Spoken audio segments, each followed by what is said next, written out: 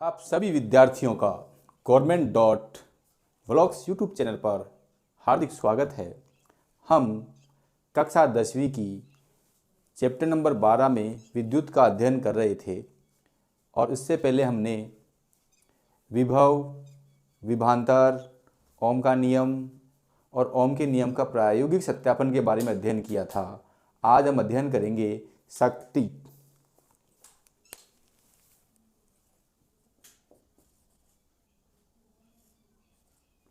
अंग्रेजी में इसे कहते हैं पावर।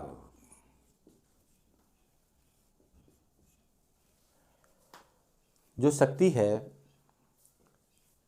कार्य करने की दर को हम शक्ति कहते हैं। कार्य करने की दर को शक्ति कहते हैं। किसी विद्युत परिपथ में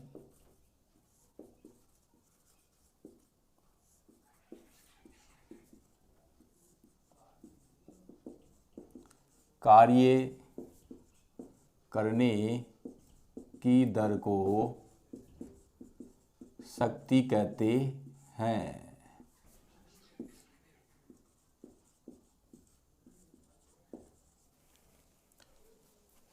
माना t सेकंड में कार्य W है तो शक्ति बराबर हो जाएगा कार्य बटा समय। शक्ति को हम लिखेंगे P से, कार्य को हमने W से लिखा है और समय को T से लिखता है, तो P बराबर हो गया W/T। अर्थात हम यहाँ यूँ भी कह सकते हैं, कार्य और समय के अनुपात को भी हम शक्ति कहते हैं, या प्रति सेकंड में किया गया कार्य शक्ति के बराबर होता है। अब हम देखेंगे शक्ति का मात्रक। शक्ति का मात्रक इकाई P का मात्रक वही होगा जो W/T का मात्रक होगा। देखो, W जानते हैं हम जूल में होता है SI पद्धति में, और समय सेकंड में होता है।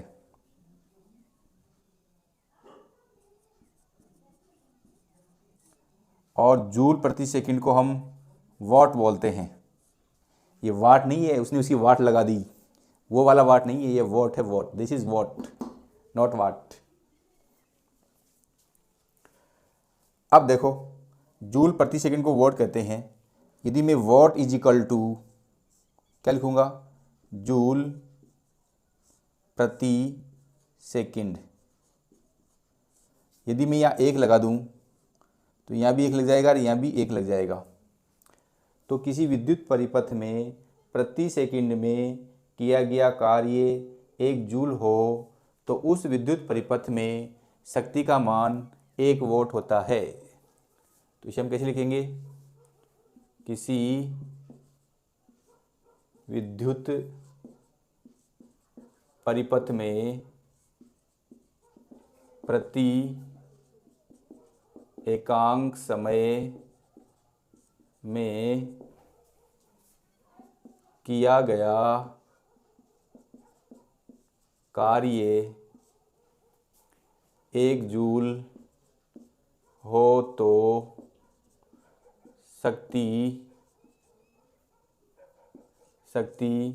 1 वॉट होगी या होती है। शक्ति 1 वॉट होती है। ये आपकी 1 वॉट की परिभाषा हो गई।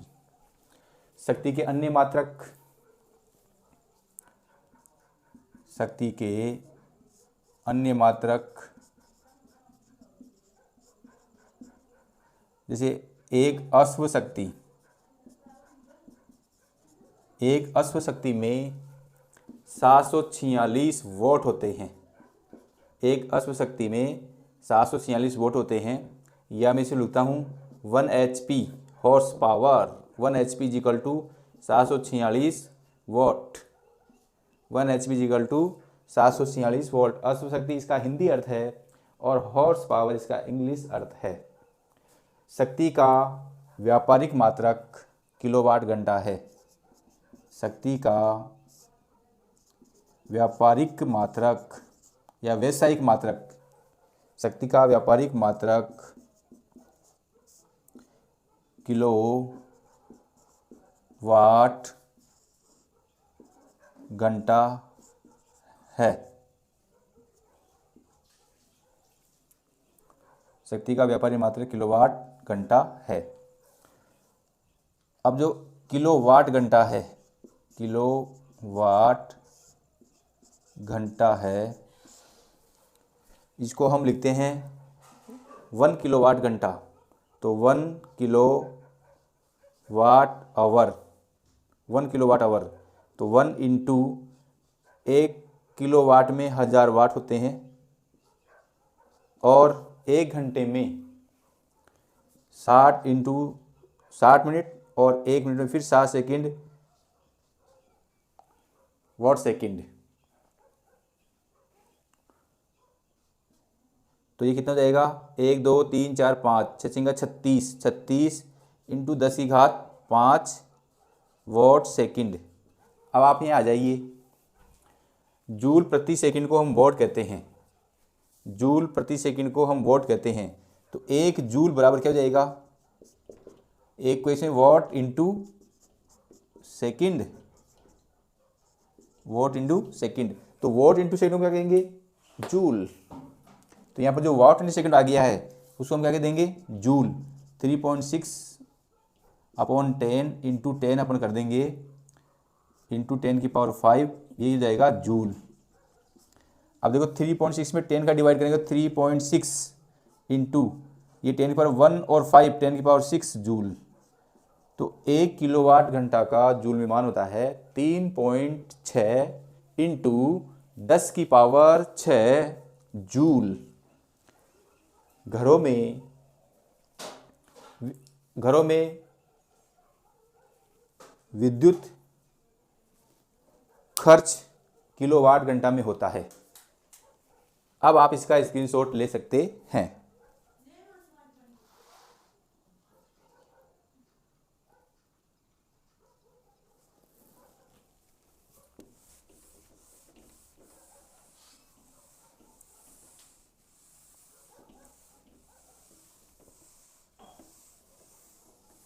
घरों में होने वाले विद्युत खर्च को किलोवाट घंटा में मापते हैं। घरों में होने वाले विद्युत खर्च को किलोवाट घंटा में मापते हैं, और 1 किलोवाट घंटा को 1 यूनिट कहते हैं।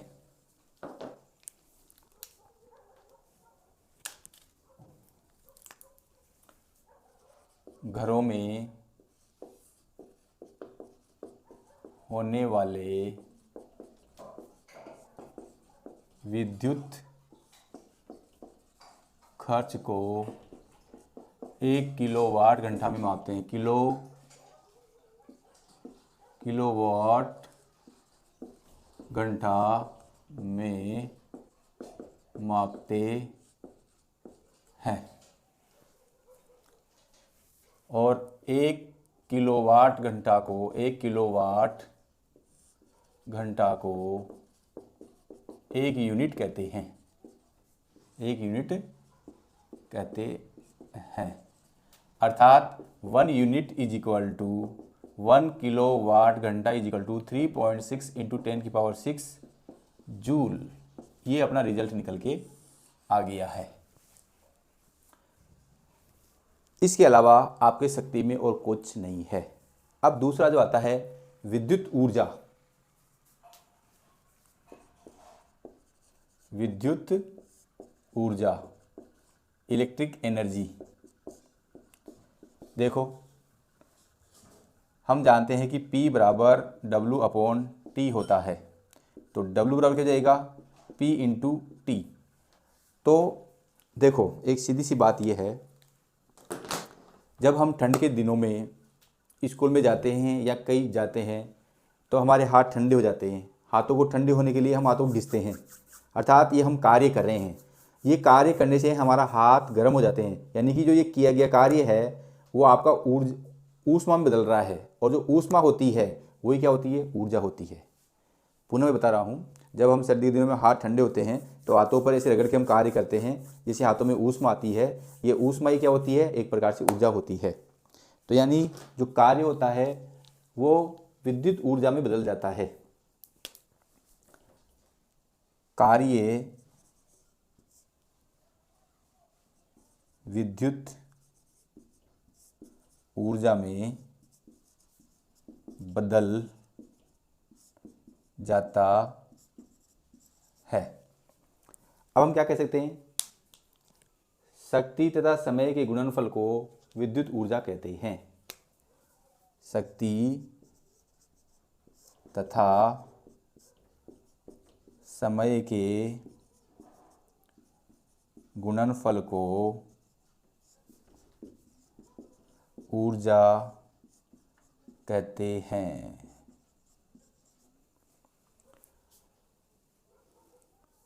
शक्ति एवं समय गुणनफल को विद्युत ऊर्जा कहते हैं। यहाँ थोड़ा सा चेंज कर लेंगे, विद्युत ऊर्जा कहते हैं। विद्युत ऊर्जा का मात्रक जूल होता है। विद्युत ऊर्जा का मात्रक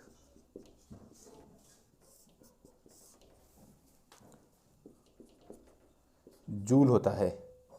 देखो वाट इंटू सेकेंड, देखो जो W का मात्रक होगा,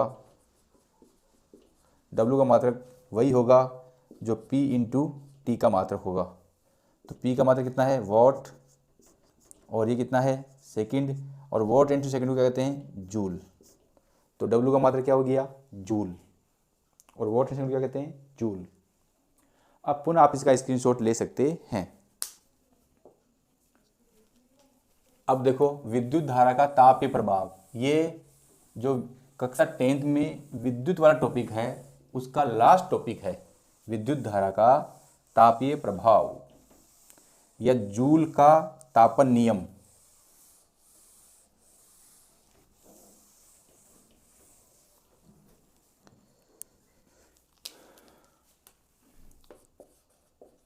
विद्युत धारा का ऊष्मीय प्रभाव, या मैं इसे कह सकता हूं जूल का तापन नियम। दोनों एक ही चीज हैं। विद्युत ऊर्जा को ऊष्मीय ऊर्जा में बदलना,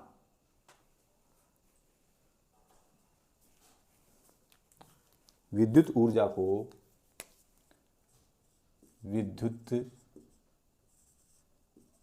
को तापीय या ऊष्मीय ऊर्जा में बदलना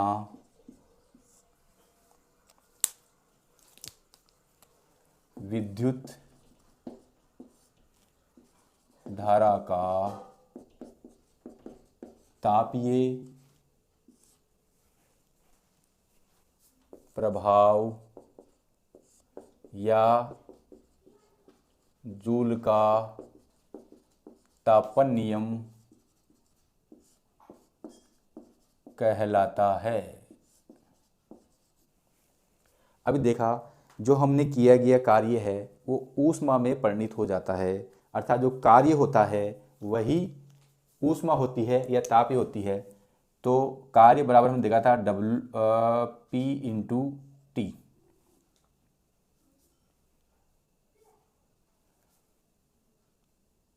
P इंटू टी।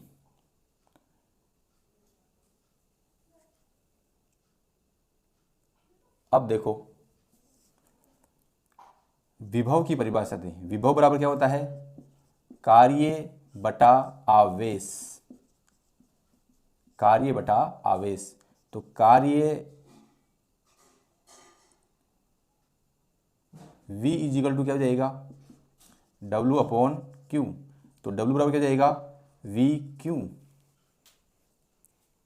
W क्या हो जाएगा, V Q। तो ये आपका हम पहले ये जानते हैं, ये जानते हैं। तो समीकरण 1 व 2 से, समीकरण 1 व 2 से V Q is equal to P T. अब यदि मैं यहाँ से P की वैल्यू निकालूँ तो V Q अपॉन T। अब ये Q अपॉन T क्या है? Q अपॉन T आवेश प्रवाह की दर को धारा कहते हैं, VI। तो शक्ति क्या आ गई? P is equal to VI, चूँकि Q upon T is equal to I आवेश प्रवाह की दर को धारा कहते हैं। ये अपन पहले देख चुके हैं। यह हो जाएगा आपका समीकरण नंबर 3। अब देखो जो समीकरण 3 है, समीकरण 3 में V is equal to I R रखने पर तो क्या जाएगा? P इज इक्वल टू, अब V ओम के नियम से V is equal to I R I, तो ये क्या जाएगा? P is equal to I square R. अब देखो या ओम के नियम से आपको ना देखिए, I इज इक्वल टू क्या हो जाएगा? I is equal to V upon are.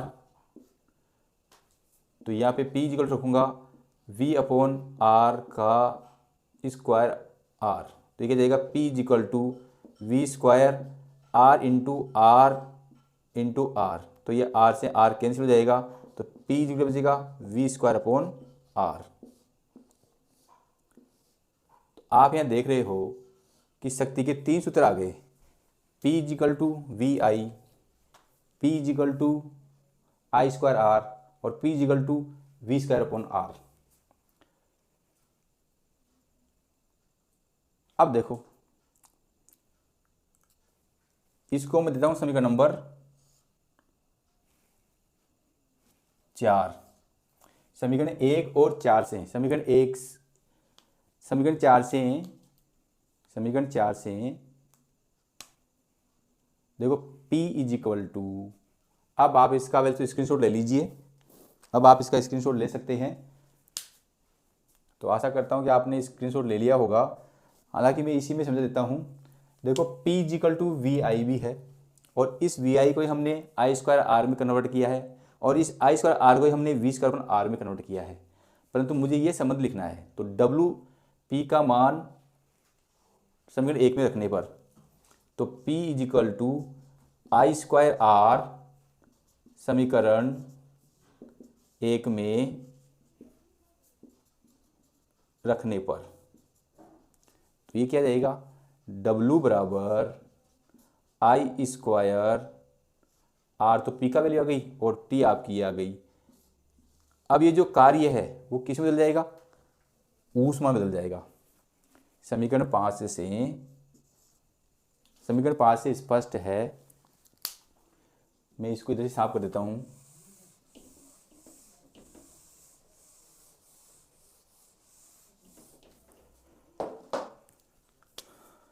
समीकरण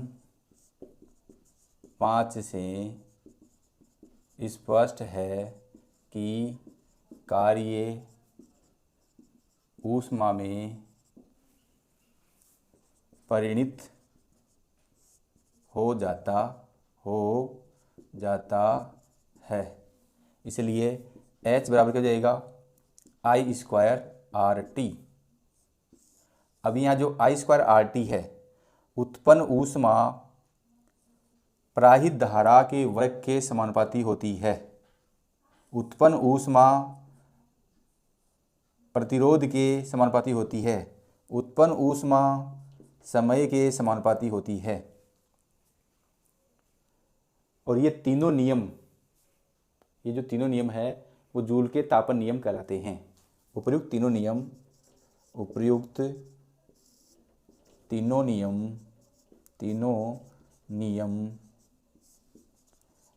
जूल का तापन नियम, उपर्युक्त तीनों नियम जूल का तापन नियम कहलाते हैं। अब देखो यहाँ चाहे तो हम इसको ये लिख सकते हैं कि उत्पन्न ऊष्मा या परिणित ऊष्मा उत्पन्न ऊष्मा धारा के वर्ग के समानुपाती। देखा जाएगी उत्पन्न ऊष्मा प्रतिरोध के समानुपाती।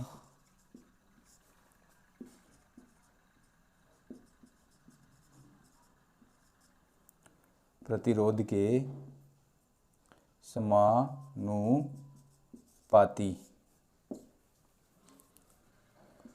और उत्पन्न ऊष्मा समय के समानुपाती होती है। और ये तीनों नियम जूल का तापन नियम कहलाते हैं। आप मेरी वीडियो को लाइक, कमेंट्स और सब्सक्राइब करना नहीं भूलें। धन्यवाद।